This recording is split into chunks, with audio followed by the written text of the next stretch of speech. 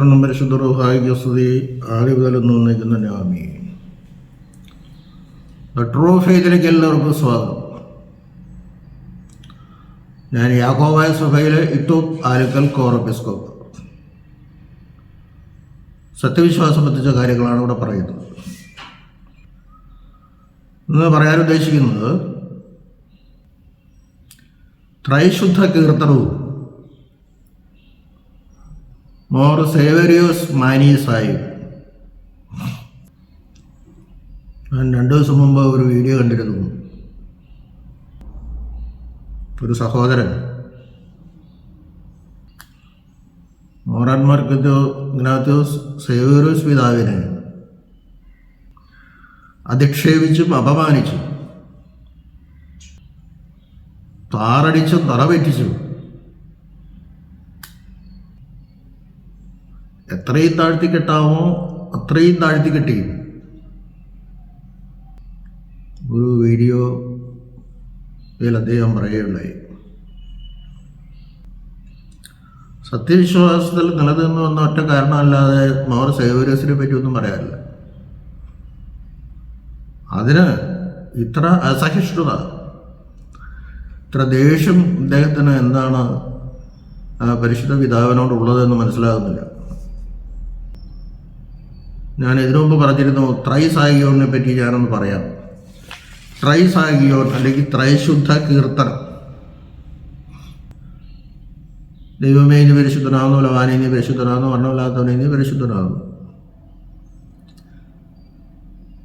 ക്രൈസ്തവ സഭയുടെ പ്രാരംഭകാലം മുതൽ ഇത് പിതൃസ്തുതിയായിട്ടാണ് കണക്കാക്കിയിരുന്നത്. എന്നാൽ അന്ത്യോക്യയിലെ 3ാമത്തെ പാത്രീർക്കീസ് ആയിരുന്നാണ് ഇഗ്നാത്യോസ് നോറോനോയുടെ കാലത്ത്, അതായത് AD 110 മുമ്പ്, AD 110 അദ്ദേഹം കാലം ചെയ്യുന്നത്. അതിനു മുമ്പ് അദ്ദേഹത്തിനൊരു ദർശനമുണ്ടായി. ആ ദർശനത്തിൽ അദ്ദേഹം കണ്ടത് കർത്താവിനെ നീക്കോദിമോസും അരിമാത്യായിലെ യോസേപ്പും കൂടി ക്രൂശിൽ നിന്ന് ഇറക്കാനും ശ്രമിച്ചപ്പോൾ ഒരു കൂട്ടം മാലാഖമാർ സ്വർഗം തുറന്നിറങ്ങി വന്നു. ദൈവമേ നീ പരിശുദ്ധനാകുന്നു പറഞ്ഞു. മറ്റൊരു കൂട്ടം മാലാഖമാർ ഇറങ്ങി വന്ന് ബലവാനെ നീ പരിശുദ്ധനാകുന്നു പറഞ്ഞു. വേറൊരു കൂട്ടം മാലാഖമാർ ഇറങ്ങി വന്ന് മരണമില്ലാത്തവനെ നീ പരിശുദ്ധനാകുന്നു എന്ന് പറഞ്ഞു. ഇത് നീക്കോദിമോസും യോസേപ്പും കേട്ട് കാണും. അവർ പറയുന്നതായിട്ടാണ് പിതാവ് കാണുന്നത്. ഞങ്ങൾക്ക് വേണ്ടി ക്രൂശിക്കപ്പെട്ടവനെ ഞങ്ങളോട് കരുണ ചെയ്യണമേ എന്ന്. ആ ദർശനം പരിശുദ്ധ പിതാവ് സഭയെ അറിയിച്ചു. സഭ തപ്പാടെ സ്വീകരിച്ചു. ആ പിതൃസ്തുതി എന്ന വ്യാഖ്യാനത്തിന് മാറ്റം വരുത്തുകയും അത് യേശുദമ്പരാനെ പറ്റിയുള്ള മാത്രമുള്ള ഒരു സ്തുതിയായിട്ട് പരിഗണിച്ചു.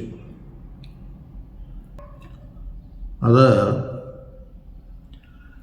രാമപ്രാർത്ഥനകളിലെ എല്ലാ പ്രാർത്ഥനകളിലും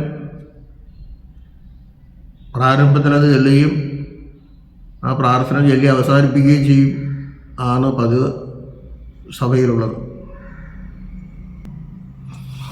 അപ്പോൾ ആ 3 കീർത്തനവും പരിശുദ്ധ പുത്രനമ്പരാനെ പറ്റിയാണ്. പിതൃസ്തുതി ആയിരുന്നു, വ്യാഖ്യാനം അങ്ങനെയായിരുന്നു. കാരണം യെശയ്യാവ് 6-ാം അധ്യായത്തിൽ പറയുന്ന പോലെ, 6-1 മുതൽ പറയുന്ന പോലെ, മാലാഖമാര് ശ്രോപ്പമാലാഖമാർ ഒരുവിൻ്റെ അടുക്കൽ മറ്റൊരുവൻ പറഞ്ഞിടത്ത് നീ പരിശുദ്ധൻ പരിശുദ്ധൻ പരിശുദ്ധനെന്ന് 3 പ്രാവശ്യം പറഞ്ഞ് സ്തുതിക്കുന്നതുകൊണ്ട് അത് പിതൃസ്തുതിയാണ് എന്ന വ്യാഖ്യാനമാണ് ആദ്യം ഉണ്ടായിരുന്നത്. അത് ശരിയാണ്. എന്നാൽ AD 110 മുമ്പ് ഈ ദർശനം കണ്ടതോടുകൂടി ഇങ്ങനെ ഒരു വ്യാഖ്യാനം സഭയിലേക്ക് വന്നു. ഇന്നും അത് കൗമായായി സഭ അംഗീകരിച്ച് ഏത് പ്രാർത്ഥനയുടെയും ഏത് കൂദാശയുടെയും പ്രാരംഭത്തിലും അവസാനത്തിലും അത് ചൊല്ലിക്കൊണ്ടിരിക്കുകയാണ്.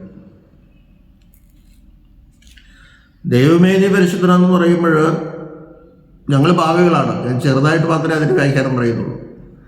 ദൈവമേ നീ പരിശുദ്ധനെന്ന് പറയുമ്പോൾ ഞങ്ങൾ പാപികളാണെന്ന് അർത്ഥം. ബലവാനേ നീ പരിശുദ്ധനാകുന്നു. ക്രൂശിൽ നിന്ന് നിക്കോദിമോസ് യൂസഫ് കൂടി ഇറക്കിയപ്പോൾ കർത്താവിന് വളരെ ഭാരം തോന്നി. അപ്പോൾ മാലാഖമാർ ഇറങ്ങി വന്ന് ബലവാനെ നീ പരിശുദ്ധനാകുന്നു എന്ന് പറഞ്ഞു.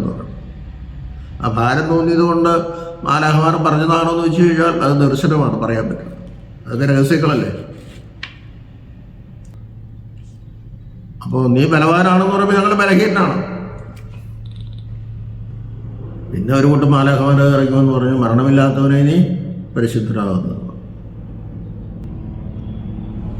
ഞങ്ങൾ മരണമുള്ളവരാണ്, നീ മരണമില്ലാത്തവരാണ്. നീ മരിച്ചാലും ഉയർക്കും. അതന്നെ അർത്ഥം അല്ലെങ്കിൽ ആന്തരിക അർത്ഥം. ഞങ്ങൾക്ക് വേണ്ടി ക്രൂശിക്കപ്പെട്ടവരെ ഞങ്ങളോട് കരുണ ചെയ്യണമേ. നിക്കോദിമോസ് യൂസഫ് കൂടി പറഞ്ഞു. അപ്പം ഞങ്ങൾക്ക് വേണ്ടി ക്രൂശിക്കപ്പെട്ടവരെ ഞങ്ങളോട് കരുണ ചെയ്യണമെന്ന ഭാഗം ഒരിക്കലും ഈ ഇരു സ്വഭാവവാദികൾ ചൊല്ലില്ല. കാരണം ദൈവം കഷ്ടം അനുഭവിച്ചു എന്നുള്ളത് അവരെ സമ്മതിക്കില്ല. മനുഷ്യൻ മാത്രമാണ് കഷ്ടം അനുഭവിക്കുന്നത്. മനുഷ്യൻ അനുഭവിച്ച കഷ്ടം ദൈവത്വത്തിലേക്ക്, മനുഷ്യത്വം അനുഭവിച്ച കഷ്ടം ദൈവത്വത്തിലേക്ക് എക്സ്പീരിയൻസ് ചെയ്യുന്നതൊക്കെയാണ് ഇതിനു മുമ്പുള്ളൊരു വീഡിയോയിൽ അദ്ദേഹത്തിൻ്റെ വ്യാഖ്യാനമായിരുന്നു. എനിക്ക് ഞാൻ വ്യക്തമായ മറുപടി പറഞ്ഞിട്ടുണ്ട്. അങ്ങനെയാണ് ത്രൈ സഹജീവനം ഉണ്ടായത്, ത്രൈ ശുദ്ധ കീർത്തനം. അപ്പോൾ ഇനി നമ്മുടെ പ്രധാന വിഷയം നമ്മുടെ സേവേഴ്സിന് തറ വയ്ക്കുക, ഒന്നുമല്ലാണ്ടാക്കിയിട്ടില്ല എന്നതാണ് അദ്ദേഹത്തിൻ്റെ പ്രധാന സബ്ജക്റ്റ്. 491 മുതൽ AD 491 മുതൽ 518 വരെയുള്ള കാലഘട്ടത്തിലാണ് ഈ റോമൻ ചക്രവർത്തിയായ അനസ്താസിയോസ്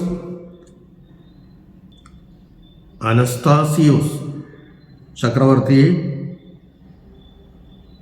റോമ സാമ്രാജ്യം ഭരിച്ചിരുന്നു. ഏകദേശം ആ സമയത്താണ് അന്ത്യോക്യയിലെ പാത്രിയർക്കീസായിട്ട് ഇപ്പോൾ സേവേറിയസ് ആരൂഢനാകുന്നത്. ആദ്യകാലത്തൊക്കെ ഈ അനസ്താസിയോ ചക്രവർത്തി ഇരു സ്വഭാവവാദികൾക്ക്, അതായത് കൽക്കീദോൻ വാദികൾക്ക് അനുകൂലമായിരുന്നെന്ന് പറയും. എന്നാൽ പിന്നീട് അദ്ദേഹം മാറി. സത്യം ബോധ്യപ്പെട്ടപ്പോൾ അദ്ദേഹം കൽക്കീദോ സുനോസ് തീരുമാനങ്ങൾക്കെതിരായി. അങ്ങനെ സേവേറിയോസും ചക്രവർത്തിയും തമ്മിൽ നല്ലൊരു ബന്ധമായിരുന്നു. ആ സമയത്ത് സേവേറിയോസ് ദുരുപദേശികളെ അല്ലെങ്കിൽ വേദവിരീതങ്ങളെ, യേശു 2 സ്വഭാവമുണ്ടെന്ന് പറയുന്നവരെ പുറത്താക്കിയിട്ടുണ്ടാവും. അത് സ്വാഭാവികമല്ലേ. പല മഠങ്ങളിൽ നിന്നും അവരെ പുറത്താക്കിയിട്ടുണ്ടാവും. അതൊക്കെ ചക്രവർത്തിയുടെ സ്വാധീനം ചെയ്യുന്നതാണ്. അല്ലാണ്ട് അദ്ദേഹം പീഡിപ്പിക്കാനോ മർദ്ദിക്കാനോ തല്ലാനോ ഒന്നും പോയിട്ടില്ല. ചിലരെ തടവിലാക്കിയിട്ടുണ്ടാവും. കാരണം ഈ വേദവിരീതം വളരരുത്, ദുരുപദേശം അന്ത്യോക്യയിൽ വളരരുത്, ആ ഉദ്ദേശത്തിൽ മാത്രമേ ഉള്ളൂ. അല്ലാണ്ട് അദ്ദേഹം ഇങ്ങനെ ഓടിച്ചാടി കിടന്ന് അവരും പീഡിപ്പിച്ചു ഉപദ്രവിച്ചു എന്നൊക്കെ പറയുന്നതിൽ യാതൊരു അർത്ഥമില്ല. ഒരു പാത്രിയർക്കീസ് അങ്ങനെയാണെങ്കിൽ പിന്നെ വന്ന ചക്രവർത്തിയുടെ കാലം അദ്ദേഹം ഇതിന് കൽക്കീദോനെ അനുകൂലിക്കുന്ന ആളായിരുന്നു. അന്നേരം അദ്ദേഹം ഈ സേവ്യറിയോസ് പിതാവ് എല്ലാവരും പീഡിപ്പിക്കാനോ അതെല്ലാവരും പറഞ്ഞാലോ പോയിട്ടു. അങ്ങനെയാണെങ്കിൽ അന്ന് ചെയ്യട്ടെ, അവരുടെ ഒരർത്ഥമില്ല. അപ്പോൾ ചക്രവർത്തിയുടെ സാധ്യത ഉപയോഗിച്ച് ആ സത്യവിശ്വാസം സംരക്ഷിക്കാൻ വേണ്ടിയിട്ട് അദ്ദേഹം ശ്രമിച്ചിട്ടുണ്ട്. 518 നമ്മുടെ നോർമ ഈ അനസ്താസിയോസ് ചക്രവർത്തി അന്തരിച്ചു. അതോടുകൂടി സേവ്യറിയോസിൻ്റെ വിശ്വാസം ഇല്ലാണ്ടായി തീർന്നു എന്നൊക്കെയാണ് അദ്ദേഹം പറയുന്നത്. അപ്പോൾ ചക്രവർത്തിയുടെ അനുവാദത്തോടുകൂടി അന്ന് മെത്രാന്മാരെ വായിച്ചിട്ടുണ്ട്, ഇല്ലെന്നും പറയാൻ പറ്റില്ല. പിന്നീട് വന്നത് ജസ്റ്റിൻ ഒന്നാമൻ ചക്രവർത്തിയാണ്. അദ്ദേഹം ഇരുസ്വഭാവവാദികൾക്ക് അനുകൂലമായിരുന്നു. കൽക്കീദോസ് നോസിനെ അംഗീകരിക്കുന്നതായിരുന്നു. അദ്ദേഹം പല പ്രകാരത്തിലും ഭീഷണിപ്പെടുത്തിയും മറ്റു പലതരത്തിലും സേവ്യറിയോസിൻ്റെ സത്യവിശ്വാസത്തിൽ നിന്ന് മാറ്റാൻ ശ്രമിച്ചു. നടന്നില്ല. അദ്ദേഹം വിശ്വാസത്തിന് ഉറച്ചു നിന്നു. എന്തു വന്നാലും അദ്ദേഹം മാറില്ല. അപ്പോൾ അദ്ദേഹത്തെ പല കാരണങ്ങൾ കൊണ്ട് ഭീഷണിപ്പെടുത്തിയൊക്കെ നോക്കി. അപ്പോൾ ഇദ്ദേഹം പലർക്കും പട്ടം കൊടുത്തു. ചക്രവർത്തിയോട് ആലോചിക്കണമെന്ന്. ചക്രവർത്തിയോട് ആലോചിച്ച് നടക്കില്ല. ചക്രവർത്തി ഒപ്പിക്കില്ല. ചക്രവർത്തിയുടെ അനുവാദം കൂടാതെ പട്ടം കൊടുത്തു. അങ്ങനെ പല പ്രശ്നങ്ങളായി. ഒരു അരക്ഷിതാവസ്ഥ സഭയിൽ നിലനിന്നു. അപ്പം ഇങ്ങനെ ആര് പറഞ്ഞാലും കേൾക്കുന്നില്ലല്ലോ എന്നുള്ള ഒരു ധാരണ ജനങ്ങൾക്കുണ്ടായി എന്നൊക്കെയാണ് അദ്ദേഹം പറയുന്നത്. ഒരാൾ ഒരു വിശ്വാസത്തിൽ ഉറച്ചു കഴിഞ്ഞാൽ വേറൊരാൾ പറഞ്ഞാൽ ചക്രവർത്തിയല്ല ആര് പറഞ്ഞാലും കേൾക്കൂല. AD 325 നിത്യാസനോസ് കൂടിയപ്പോഴാണ് 318 പിതാക്കന്മാർ സത്യവിശ്വാസത്തിൽ ഉറച്ചു ചെയ്തവരാണ്. അന്ന് കൽക്കീതനില്ല. ഈ ക്രിസ്തു വിശ്വാസത്തിൽ ഉറച്ചു ചെയ്യുന്നവരാണ്. മുൻ റോമ ചക്രവർത്തിമാർ ഇവരെ ഒത്തിരി ഉപദ്രവിച്ചു. 118 പിതാക്കന്മാരിലെ അംഗം വൈകല്യമില്ലാത്തവർ ആരും ഉണ്ടായിരുന്നില്ലെന്നൊക്കെയാണ് പറയുന്നത്. അതാണ് സത്യവും. അപ്പോൾ ഒരു പേടിപ്പിക്കലോട്ടും ഭീഷണിപ്പെടുത്തലോട്ടൊന്നും സേവ്യറിയോസ് മാറിയിട്ടില്ല. അങ്ങനെ കുറേ കാലങ്ങളോട് പോയി. അതിനുശേഷം ജസ്റ്റീനിയൻ ചക്രവർത്തി ഭരണമേറ്റു. അദ്ദേഹവും ഈ കൽക്കീദോന്റെ വിശ്വാസിയായിരുന്നു. പല പ്രകാരത്തിലും സേവ്യറിയോസിനെ ഉപദ്രവിക്കാൻ തുടങ്ങി. അവസാനം ഒരു സുന്നോദോസ് കൂടി ഇദ്ദേഹത്തെ എക്സ്കമ്മ്യൂണിക്കേറ്റ് ചെയ്തു, പുറത്താക്കി. ഇവിടെ ഒരു കാര്യം ഞാൻ പറയട്ടെ. നിക്ക, കുസ്തുന്തിനോപ്പോലിസ്, എഫേസസ് ഈ 3 പൊതു സുന്നോദോസുകളിലെ തീരുമാനങ്ങളെ അപ്പാടെ അനുസരിക്കുന്നവരാണ് മോർ സേവ്യറിയോസ്. ഒരു വടവിട പോലും അതിൽ വ്യതിചലിച്ചിട്ടില്ല. ഈ 3 പൊതു സുന്നോദോസുകൾ മാത്രമേ യാക്കോബായ സഭ അംഗീകരിക്കുന്നുള്ളൂ. എക്യൂമെനിക്കൽ കൗൺസിൽസ് ഈ 3 ഞങ്ങൾ അംഗീകരിക്കുന്നു. വേറെ ചില സഭകൾ അംഗീകരിക്കുന്നുണ്ട്, വേറെ പലരും കൂടുതൽ അംഗീകരിക്കുന്നുണ്ട്. ഞങ്ങൾ അംഗീകരിക്കുന്നില്ല. അപ്പോൾ ഏതോ സുന്നോദോസ് കൂടി ഇദ്ദേഹത്തെ പുറത്താക്കി എന്ന് പറയുമ്പോഴേ ഞങ്ങളതിനൊരു വാല്യൂ കൊടുക്കല്ല. പുറത്താക്കിക്കോട്ടെ. അദ്ദേഹം പട്ടം കൊടുത്ത പലരെയും ഓടിച്ചിട്ട് പിടിച്ച് ചിലർ മാറ്റാൻ നോക്കി, ചിലർ തടവിലാക്കി, പല വികൃതികളൊക്കെ ഈ ജസ്റ്റീനിയൻ ചക്രവർത്തി ചെയ്തു. അദ്ദേഹത്തെ അനുരഞ്ജന സമ്മാനത്തിന് വിളിച്ചു. വേറെ സുന്നോദോസിലൊന്നും അദ്ദേഹം പോയില്ല. ആദ്യം അദ്ദേഹം പോകാൻ മടിച്ചു. കാരണം എന്തൊക്കെ ചെയ്യാൻ പോണെന്ന് അറിയാൻ പാടില്ലല്ലോ. അവിടെ ചെന്ന് കഴിഞ്ഞാൽ ജീവനോടെ തിരിച്ചു വരാൻ പറ്റുമെന്ന് അറിയില്ല. അപ്പം തിയോഡോറോ രാജ്ഞി ഈ സേവ്യറിയോസിന് അനുകൂലമായിരുന്നു. അങ്ങ് പൊക്കോ, ഒരു ഉദ്രവിക്കൊന്നും ചെയ്യില്ലെന്ന് ചക്രവർത്തി ഉറപ്പ് കൊടുത്തു. അങ്ങനെ ഒരു അനുരഞ്ജനത്തിന് യോഗി. പക്ഷേ സേവ്യറിയോസ് അതിനെ ഉറച്ചു. എൻ്റെ തീരുമാനത്തിനൊരു മാറ്റമില്ല. ഞാൻ യേശുവിൽ ഒരു സ്വഭാവമെന്ന് വിശ്വസിക്കുന്ന ആളാണ്. അതിന് യാതൊരു മാറ്റവും ഞാൻ വരുത്തില്ലെന്ന്. അത് പറഞ്ഞപ്പോൾ ആളുകൾ ഇദ്ദേഹം പറയുന്നത് ഒരു അഹങ്കാരിയാണ്, താൻ പോരിമ വളർത്തുന്ന ആളാണ്, ധിക്കാരിയാണ്, എന്തു വന്നാലും പറഞ്ഞതിൽ നിന്ന് മാറാത്തവരാണ്. പറഞ്ഞിരുന്നെങ്ങനെ മാറണമെന്നേ, ആന അഹങ്കാരിക ധിക്കാരിക എന്തെങ്കിലും പറഞ്ഞു, സത്യവിശ്വാസത്തെ മാറിയില്ല. അപ്പം അദ്ദേഹം എന്തുമാത്രം ത്യാഗം സഹിച്ചിട്ടുണ്ട് എന്ന് ഓർക്കണം. വേറെ വല്ലവരാണെങ്കിൽ ഈ പീഡനങ്ങളും കാര്യങ്ങളൊക്കെ വരുമ്പോൾ എന്തെങ്കിലും ആവട്ടെ എന്ന് വരും. അവസാനം സേവരിവസിൻ്റെ നാക്ക് കുറിച്ച് കളയാൻ ചക്രവർത്തി തീരുമാനമെടുത്തു. തിയോഡോറോ രാജ്ഞി അറിഞ്ഞ് ഈ വിവരം അദ്ദേഹത്തിന് പങ്കിട്ടു കൊടുത്തു. തിയോഡോറോ രാജ്ഞിയുടെ പിതാവ് ഒരു യാക്കോബായ അച്ഛനായിരുന്നു എന്ന് പറയപ്പെടുന്നുണ്ട്. നമ്മുടെ രാജ്ഞിക്ക് പിതാവിനോട് വലിയ ബഹുമാനവും സ്നേഹമായിരുന്നു. അങ്ങ് പെട്ടെന്ന് രക്ഷപ്പെട്ടോ അല്ലെങ്കിൽ നാവ് മുറിച്ചു കളയുമെന്നാണ് രാജകൽപ്പന ഉണ്ടായിരിക്കുന്നത്. അതറിഞ്ഞ ഉടനെ തന്നെ അദ്ദേഹം രാത്രി തന്നെ ഒരു വള്ളത്തിൽ കയറി ഈജിപ്തിലേക്ക് പോയി. പോയ വഴി മനോഹരമായ അന്ത്യോക്യ സിംഹാസനത്തിൽ നോക്കി അനേകം 10-21 വേലക്കാർ, വലിയ കെട്ടിടവും കാര്യങ്ങളുള്ള സിംഹാസനമാണ് അന്ത്യോക്യ സിംഹാസനത്തിൻ്റെ കാര്യാലയം. അതൊക്കെ ഇട്ടേച്ച് ആരും പോകാൻ നോക്കില്ല, അത്ര സുഖിമാരായിട്ട് അവിടെ ജീവിക്കാം. അതൊക്കെ ഉപേക്ഷിച്ചു അദ്ദേഹം. ഒന്നും വേണ്ട, അദ്ദേഹത്തിൻ്റെ വസ്തുക്കളൊക്കെ വിറ്റ് ദരിദ്രർക്ക് കൊടുക്കുക ചെയ്താൽ. വളരെ ലളിതമായൊരു ജീവിതം അദ്ദേഹം നയിച്ചു. ഈജിപ്തിൽ ചെന്നപ്പോൾ കയ്യോടെ കോപ്റ്റിക് സഭ അദ്ദേഹത്തെ സ്വീകരിച്ചു, അലക്സാണ്ട്രിയൻ സഭ.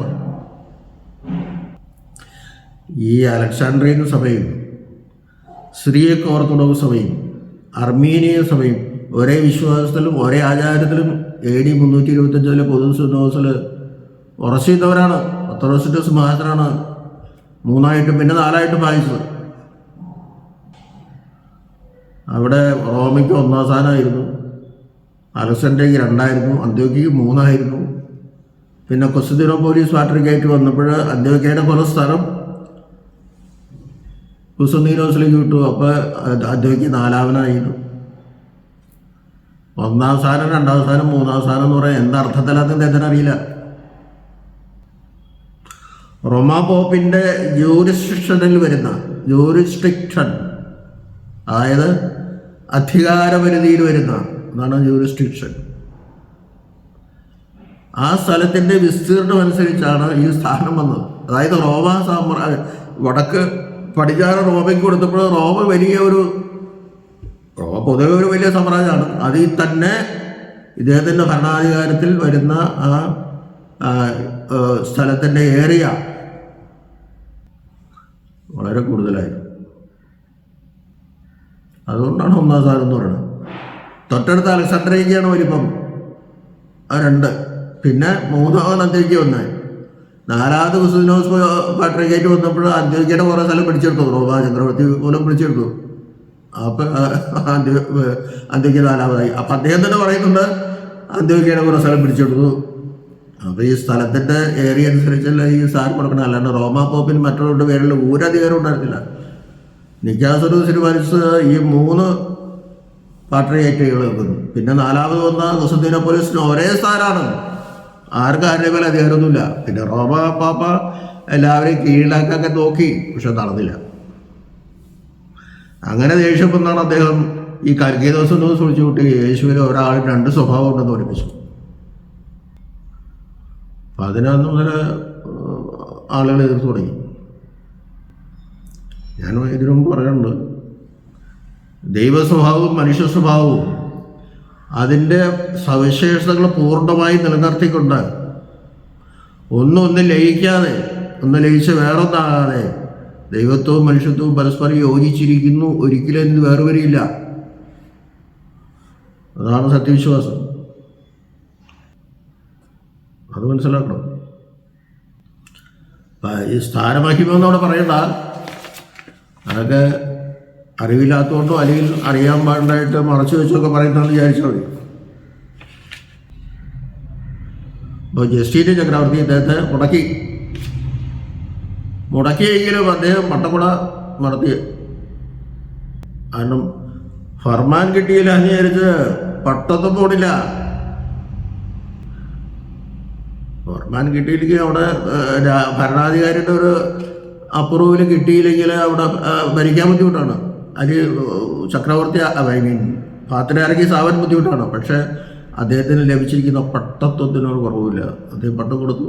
പക്ഷേ ജസീരൻ ചക്രവർത്തി അതൊക്കെ അവരൊക്കെ പിടികൂടി. എല്ലാ പുരോഹിതന്മാരും പിടികൂടാൻ പറ്റിയില്ലെന്ന് അദ്ദേഹം തന്നെ പറയുന്നു. ഒരു ചക്രവർത്തിയോട് എതിർത്ത് നിന്ന് സത്യവിശ്വാസത്തിന് വേണ്ടി പോരാടിയ വലിയൊരു പിതാവാണ് മോർ സേവേരിയസ് എന്ന് ഓർക്കണം. അദ്ദേഹം ധിക്കാരിയാണ്, അങ്ങനെയാണ് ഇങ്ങനെയാണെന്ന് പറഞ്ഞാലും ഞാൻ അർത്ഥമില്ല. ഞാൻ നേരത്തെ പറഞ്ഞു 3 സുന്നതോസുകളുടെ തീരുമാനമല്ലാതെ വേറെ ഒരു സുന്നതോസ് ഞങ്ങൾ അംഗീകരിക്കില്ല. ആരും എന്ത് ചെയ്താലും 3 എപ്പിസ്കോപ്പൽ കൗൺസിൽ, എക്യുമെനിക്കൽ കൗൺസിൽ ഈ 3 മാത്രമേ അത് ഞങ്ങൾ അംഗീകരിക്കുന്നുള്ളൂ. പിന്നെ ഒരിക്കലും അദ്ദേഹം പറഞ്ഞു കത്തോലിക്ക പാത്രിയാർക്കീസ് ആയിരുന്നു അന്ത്യോക്യയിൽ.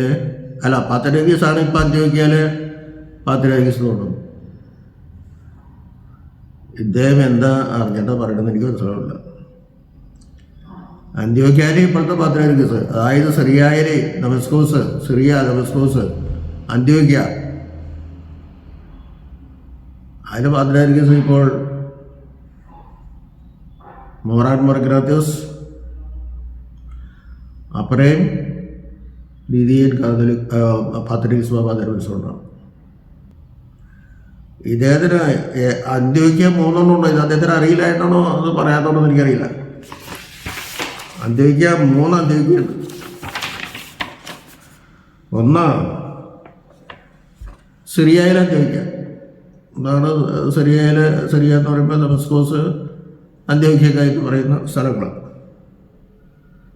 പിന്നെ ഏഷ്യ മൈനർ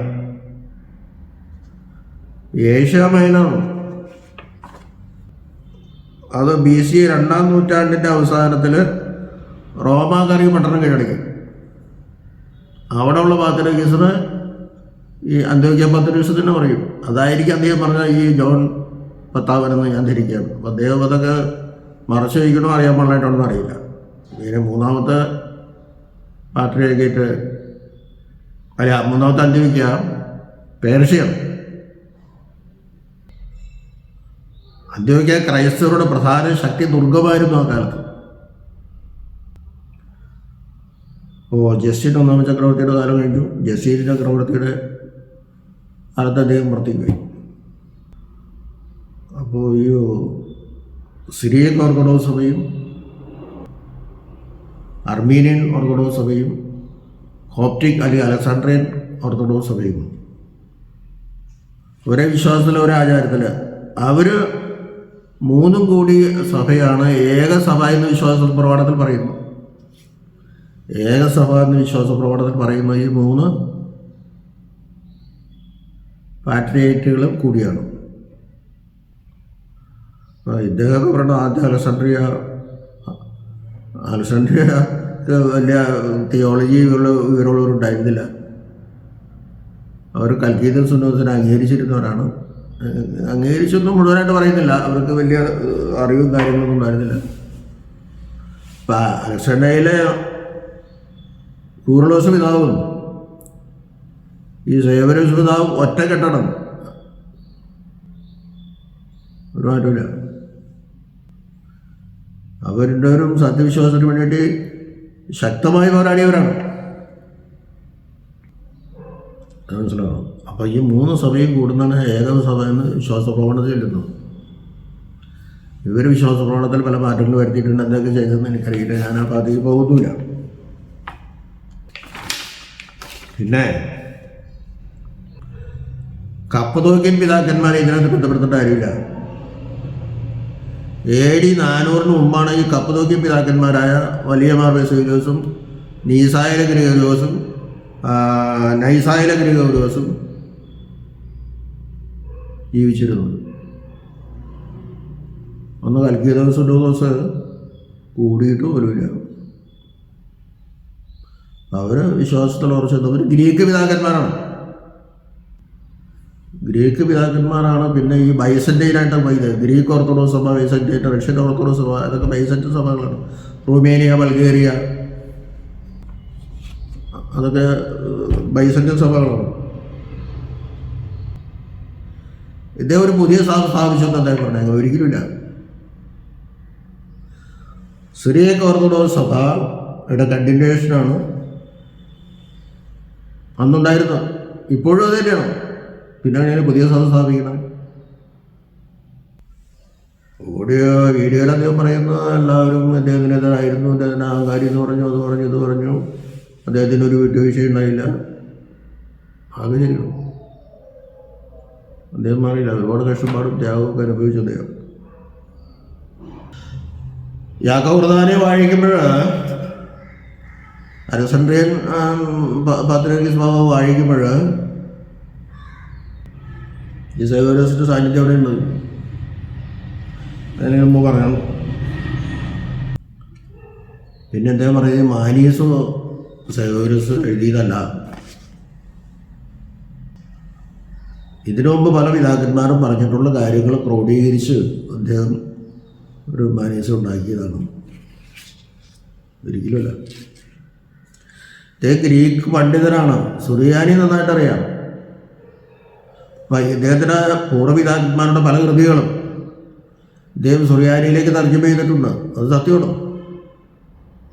പക്ഷെ മാനീസും ആദ്യം എഴുതിയത് ഗ്രീക്കിലാണ്, പിന്നെ അത് സുറിയാനിയിലേക്ക് തർജ്ജമ ചെയ്തത് ശരിയാണ്. ആ മാനീസും അതായത് കർത്താവിൻ്റെ വിശുദ്ധ കുർബാനയിൽ ഞങ്ങൾ ഓർക്കുന്ന കർത്താവിന് മനുഷ്യാവതാരം മുതൽ രണ്ടാമത്തെ വരവരെയുള്ള സംഭവങ്ങൾ ഓർക്കുക. അതിൽ കർത്താവിനെ പറ്റി മാത്രമേ പറയുന്നുള്ളൂ. ട്രൈസായികൊണ്ട് കർത്താവിനെ പറ്റി മാത്രമേ പറയുന്നുള്ളൂ, അതായത് യേശു ക്രിസ്തുവിനെ പറ്റി മാത്രമേ പറയുന്നുള്ളൂ. അതുകൊണ്ട് അത് ക്രൈസ്റ്റ് സെൻറ്റേഡാണ് ആ സഭ എന്നൊക്കെ പറയുന്നത്. ക്രൈസ്റ്റ് സെൻറ്റേഡ് സഭ ഈ പറയുന്ന ആളുടെ സഭയാണ്. ഞങ്ങളുടെ സഭ ക്രൈസ്റ്റ് സെൻറ്റേഡല്ല. ഞങ്ങൾ തൃത്വത്തിനെ വിശ്വസിക്കുള്ളൂ. തൃത്വനാമം ഉച്ചരിച്ചുകൊണ്ട് ഞങ്ങൾ തുടങ്ങണേ, തൃത്വനാമം അവസാനിപ്പിച്ചുകൊണ്ട് ഞങ്ങൾ അവസാനിപ്പിക്കുകയും ചെയ്തു. തൃത്വനാമം പറഞ്ഞുകൊണ്ടാണ് അവസാനിപ്പിക്കുക. ആ പറഞ്ഞത് യാതൊരു അർത്ഥമില്ല. അലക്സാണ്ടറിലെ അത്താനാസിയോസ് പിതാവ് നിക്കാസോസിൽ ഷമ്മാശനായിട്ട് ഇരുന്ന് ശക്തമായിട്ട് വാദിച്ച ഈ അരിയസിൻ്റെ വേദവിരത്തിനെതിരായിട്ടായി. അന്നൊന്നും കൽക്കിയതൊന്നില്ലല്ലോ. തന്നല്ല 13-ാം നൂറ്റാണ്ട് ജീവിച്ചിരുന്ന ബാറബ്രായ 9-ാം നൂറ്റാണ്ട് ജീവിച്ചിരുന്ന മൂശെ ബർക്കീപ്പ, 12-ാം നൂറ്റാണ്ട് ജീവിച്ചിരുന്ന ദിവന്നാസു ബസ്ലീബിയൊക്കെ എഴുതിയത് പറഞ്ഞതിന് അവർ പറഞ്ഞിട്ടുണ്ട് മാനീസ് എഴുതിയത് സേവ്യറിയസ് അല്ലെന്നൊക്കെയാണ്. അവിടെ അടിച്ചുവിടണം. അവർ പറഞ്ഞ കാര്യങ്ങൾ, ഇതിനുള്ള വിശ്വാസമായ കാര്യങ്ങൾ അദ്ദേഹം തർജ്ജമ ചെയ്തിട്ടുള്ളത് ശരിയാണ്. പക്ഷെ മാനീസം ഉണ്ടാക്കിയതും അത് ഗ്രീക്കിലുണ്ടാക്കി സുറിയാനിയിലേക്കും തർജ്ജമ ചെയ്തതും മോർ സേവ്യറിയസ് തന്നെയാണ്. അല്ലാതെ വേറെ ആരും അതിനെപ്പറ്റി ഒന്നും പറഞ്ഞിട്ടില്ല. അപ്പോൾ അദ്ദേഹത്തിൻ്റെ വാദം കംപ്ലീറ്റ് തെറ്റാണ്. പിന്നെ അദ്ദേഹം പറഞ്ഞത് സുറിയാനിയുടെ ഉൽപ്പത്തി ഇവിടെ അന്ത്യോക്യക്കാർക്ക് അവകാശപ്പെടാവുന്നതല്ല. അത് എല്ലാ സഭയുടെയും ഒരു പൊതുവായ സ്വത്താണ്. അന്ത്യോക്യയുടെ മാത്രമാണെന്ന് പറയുന്നതിൽ യാതൊരു അർത്ഥമില്ല. അത് ബാലിശമാണെന്ന് അദ്ദേഹം പറയുന്നത്. അപ്പം നമുക്ക് അതിൻ്റെ പഴയകാല ചരിത്രത്തിന് അറിയില്ല, ഞാനൊന്ന് ഓർപ്പിക്കാം. അബ്രഹാമിൻ്റെ കാലത്ത് ഊരിലെ ഭാഷ സുറിയാനിയായിരുന്നു. ഇതിന് സുമേരിയൻ ഭാഷ എന്നാണ് ശാസ്ത്രജ്ഞന്മാർ പറയുന്നത്. അബ്രഹാം കനാനിൽ താമസിച്ചപ്പോൾ സുറിയാനി ഭാഷയിൽ അല്പം കലർപ്പ് പറ്റി. തുടർന്ന് ഇസ്രായേൽ മക്കൾ 400 വർഷം മിസ്രൈമിൽ താമസിച്ചപ്പോൾ മിസ്രൈമ്യ ഭാഷയുമായി കലർന്നു. ഇങ്ങനെ കലരപ്പെട്ട ഭാഷയാണ് എബ്രായ ഭാഷ. നമുക്കറിയാം, ഹീബ്രു ഭാഷയിലാണ് പഴയ എഴുതിയിരിക്കുന്നത് നമുക്കറിയാം. പിന്നെ അപ്പോൾ സിറിയൻ ഭാഷ സെമിറ്റിക് ഗോത്രത്തിൽപ്പെട്ടതെന്ന് ഞാൻ പറഞ്ഞു. ഷേമിൻ്റെ സന്തതി പരമ്പരയുടെ ഭാഷയാണത് സെമിറ്റിക് ഭാഷ. ഇക്കാലത്ത് സുറിയാനി ഭാഷയിലെ ലിപികളെ കൽദായ എന്നും മോറോനായ എന്നും രണ്ടായി തിരിച്ചിരിക്കുന്നു. കൽദായ എന്നും മോറാനായ എന്നും തിരിച്ചിരുന്നു. ലിപിയിൽ അല്പസ്വല്പം വ്യത്യാസമുണ്ടെങ്കിലും രണ്ട് ഭാഷകളും തമ്മിൽ വളരെ സാമ്യമുണ്ട്. മോറാനായ സുറിയാനി എന്ന് പറഞ്ഞാൽ പാശ്ചാത്യ സുറിയാനിയാണ്. അതാണ് നമ്മൾ ഉപയോഗിക്കുന്നത്. വേറെ ഒരു സഭ അത് ഉപയോഗിക്കണില്ല. യെരുശലേമിലെ സഭ എന്ന് പറയുന്നത് നമ്മുടെ സഭ തന്നെയാണ്. സ്തെഫാനോസിൻ്റെ മരണത്തിന് ശേഷം യെരുശലേമിൽ നിന്ന് പലരും അതിലേക്ക് പോയി. ആ കൂട്ടത്തിൽ ഒരു കൂട്ടർ അന്ത്യോക്യയിൽ വന്നു, അവിടെ സുവിശേഷം പ്രസംഗിച്ചു. പിന്നെ പത്രോസും വന്ന് അവിടെ സിംഹാസനം സ്ഥാപിച്ചു. യെരുശലേമിലെ സഭയെയും അന്ത്യോക്യ സഭയെയും വേർതിരിച്ച് കണ്ട കാര്യമില്ല. യെരുശലേമിൽ അല്പം തെക്കോട്ട് മാറി ഈ യെരുശലേം സ്ഥിതി എന്നാണ് എൻ്റെ ഓർമ്മ. അതെ, രണ്ട് സഭകളും ഒരുമിച്ചാണ് എല്ലാ കാര്യത്തിലും. യെരുശലേമിലും ഈ അറാമായ സുറിയാനി, അതാണ് മോറായ സുറിയാനി. കർത്താവ് സംസാരിച്ച ഭാഷ അറാമായ സുറിയാനിയാണ്, ഏറ്റവും നാണ ഭാഷ. അന്ന് ഗ്രീക്കാണ് പൊതുവെ ഉയർന്ന ഭാഷ. നമ്മളിപ്പോൾ ഇംഗ്ലീഷ് ഇവിടെ ഉപയോഗിക്കുന്നവരെ. പക്ഷെ കർത്താവ് ഏറ്റവും ലളിതമായി ഈ അറാമായ സുറിയാനി ഭാഷയാണ് സംസാരിച്ചത്. ആ ഭാഷയിലാണ് ഇന്നും ഞങ്ങൾ കുർബാനയില്ലെന്ന്. യെരുശലേമിലും ഞങ്ങളും കുർബാനയില്ലെന്ന് ഈ ഭാഷയാണ്. അത് ഞങ്ങളുടെ അന്തസ്സ്, ഞങ്ങളുടെ അഭിമാനം അതാണ്. കർത്താവിൻ്റെ സഹോദരൻ യാക്കോബിന് കർത്താവ് പ്രത്യക്ഷപ്പെട്ടു. 1:15 അറിയാം. യാക്കോബിന് മാത്രം പ്രത്യക്ഷപ്പെട്ട കുർബാനയുടെ രഹസ്യങ്ങൾ പറഞ്ഞു കൊടുത്തു എന്നാ സഭയുടെ വിശ്വാസം. ഈ മാത്രം യാക്കോബിന് മാത്രം പ്രത്യക്ഷപ്പെട്ടത് എന്തിനാ? യാക്കോബ് കർത്താവിൻ്റെ സഹോദരനാണ്. ആദ്യം അവന് വലിയ വിശ്വാസമൊന്നും ഉണ്ടായില്ല. പക്ഷേ അവർ പയ്യെ വിശ്വാസം വന്നു.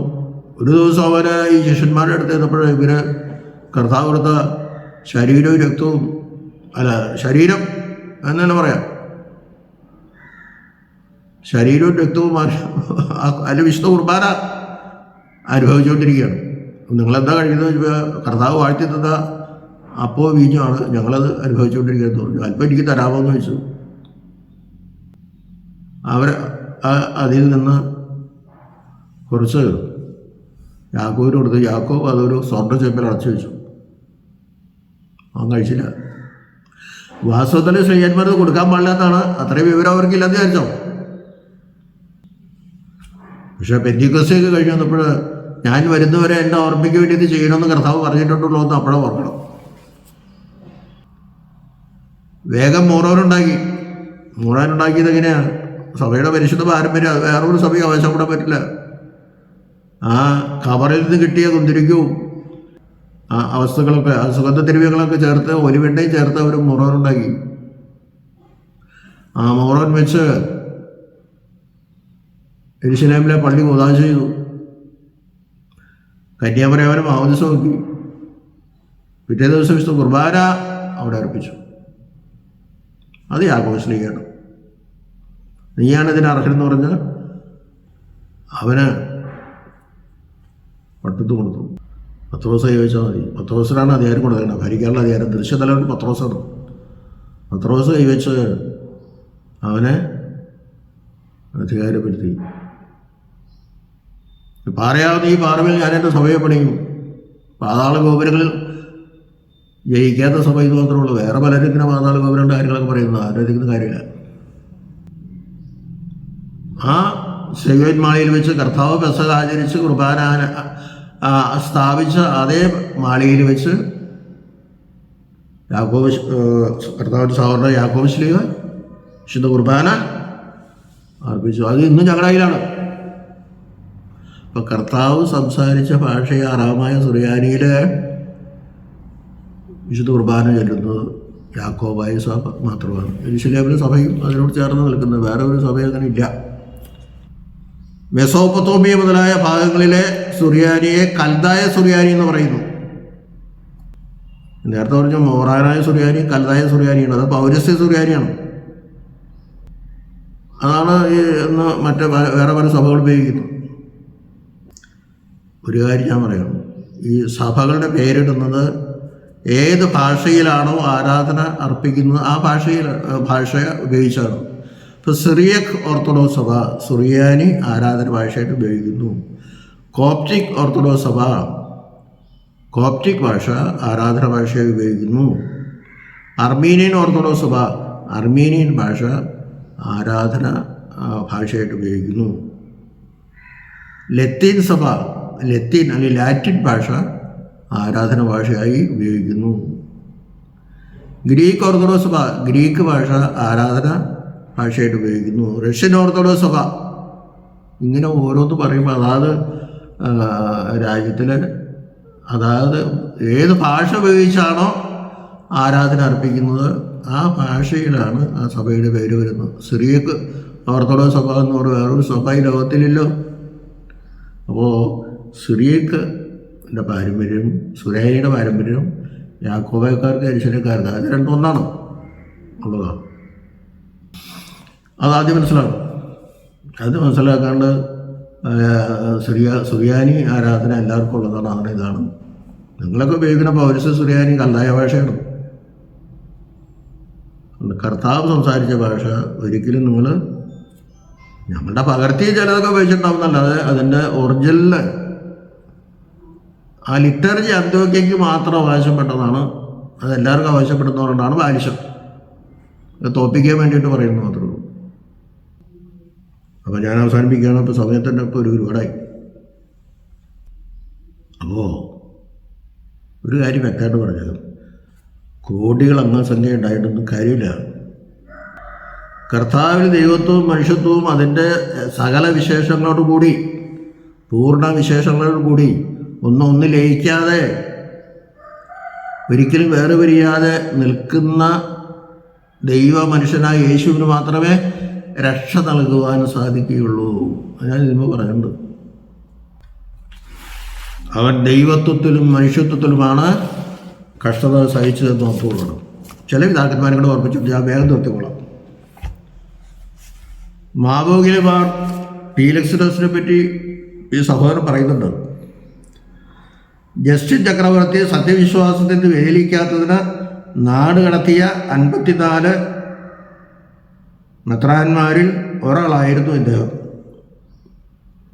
സത്യവിശ്വാസത്തിൽ മാവോഗിലിമാർ പീലക്സിനെ ബാവ നിന്നതുകൊണ്ട് അവിശ്വാസത്തിൽ മാറാത്തതുകൊണ്ട് 54 മെത്രാന്മാരായി ജസ്റ്റിൻ ചക്രവർത്തി നാട് കടത്തി. അതിലൊരാളാണ് അദ്ദേഹം. സുറിയാനി സാഹിത്യത്തിൽ അദ്വിതീയ പ്രതിഭയാണ് ഇദ്ദേഹം. അദ്ദേഹത്തിൻ്റെ രഹസ്യ പ്രാർത്ഥന ഞങ്ങളിപ്പോൾ ചൊല്ലിക്കൊണ്ടിരിക്കുകയാണ്. പിന്നെ അലക്സാന്ദ്രിയയിലെ മാർ കൂറിലോസ് ഞാൻ നേരത്തെ പറഞ്ഞു. നെസ്തോറിൻ്റെ ഉപദേശത്തിനെതിരെ മറിയം ദൈവമാതാവാണെന്നും ദൈവത്തെ മറിയം ഉദരത്തിൽ വഹിച്ചു എന്നും കുരിശിൽ കഷ്ടത സഹിച്ചത് ദൈവം തന്നെയാണെന്നും അദ്ദേഹം ഉറപ്പിച്ചു പഠിപ്പിക്കുന്നു. അലക്സാന്ദ്രിയമാർ കൂറിലോസേ പറയണത് തിയോളജി അറിയാൻ പാടായിരുന്നു എന്ന് പറഞ്ഞ ആളെ. ഈ സഹോദരൻ അലക്സാന്ദ്രിയക്ക് വലിയ തിയോളജി എന്ന് അറിയാൻ പാടെന്ന് പറഞ്ഞു. അദ്ദേഹം പഠിപ്പിച്ചാണ് കുരിശിൽ കഷ്ടത സഹിച്ചത് ദൈവം തന്നെയാണ്. അപ്പോൾ മനുഷ്യരാണെന്ന് നിങ്ങൾ സമ്മതിക്കേണ്ടത്. അപ്പോൾ ദൈവവും മനുഷ്യരുമാണ് ഈ കഷ്ടത സഹിച്ചതെന്ന് വളരെ വ്യക്തമായിട്ട് പറയുന്നുണ്ട്. സേവ്യർ നാട് കിടത്തിയിട്ട് 20 കൊല്ലം അദ്ദേഹം വിദേശത്ത് ചെലവഴിച്ചു ഈ കഷ്ടപ്പാടുകൾ സഹിച്ച്. പത്തിരേകസിന് ഡ്രസ്സ് പോലും തിരക്കി തോർത്തിയില്ല. ആരെങ്കിലും ഒറ്റ കൊടുക്കും. പിന്നെ പല അത്ഭുതങ്ങളും അദ്ദേഹത്തിൻ്റെ ഇടയിൽ നടന്നിട്ടുണ്ട് എന്ന് പറയുന്നത് നിങ്ങൾ വിശ്വസിക്കേണ്ടത്. ഞങ്ങളെ ഏതെങ്കിലും നിങ്ങളുടെ പരിശുദ്ധന്മാരുടെ പരിശുദ്ധതയെപ്പറ്റി ചോദ്യം ചെയ്യണ്ടോ? പിന്നെ എന്തിനാ ഞങ്ങളെ ഇദ്ദേഹത്തിൻ്റെ റിമൈൻസ് ആചാരയിൽ കൊണ്ടുവന്നിട്ടുണ്ട്. അത് ഞങ്ങളൊരു ഭാഗ്യമായിട്ട് കരുതുകയാണ്. അത്ഭുതങ്ങൾ നടന്നിട്ടുണ്ട്. നിങ്ങളെ പറഞ്ഞ് വിശ്വസിപ്പിക്കേണ്ട കാര്യം ഞങ്ങൾക്കില്ല. അങ്ങോട്ട് കൂടെ വിശുദ്ധന്മാരുടെ വിശുദ്ധതയൊന്നും നമ്മൾ അന്വേഷിച്ച് പോകേണ്ട കാര്യമില്ല. നിങ്ങൾ വിശ്വസിക്കേണ്ട, ഞങ്ങൾ വിശ്വസിക്കുന്നു, അത്രയുള്ള എൻ്റെ കാര്യം. ആ പറഞ്ഞാലൊന്നും യാതൊരു അർത്ഥമില്ല. അദ്ദേഹത്തിനെ പരിശുദ്ധനാക്കി, താത്വികനാക്കി, സാത്വികനാക്കി ഇങ്ങനെയൊക്കെ അപമാനിച്ചാലൊന്നും ഇവിടുന്ന് സത്യവിശ്വാസം പോകില്ല സഹോദര. പിന്നെ യാക്കോബാരുടെ കാര്യം ഞാൻ ഇതിപ്പോൾ പറഞ്ഞിട്ടുണ്ട്, അപ്രയപിതാവിൻ്റെ കാര്യം പറയുന്നു. ഇത്രയും കാര്യങ്ങളൊക്കെ മനസ്സിലാക്കുക. ഞാൻ അവസാനിപ്പിക്കുന്നു. ദൈവം നമ്മെല്ലാവരെയും അനുഗ്രഹിക്കട്ടെ.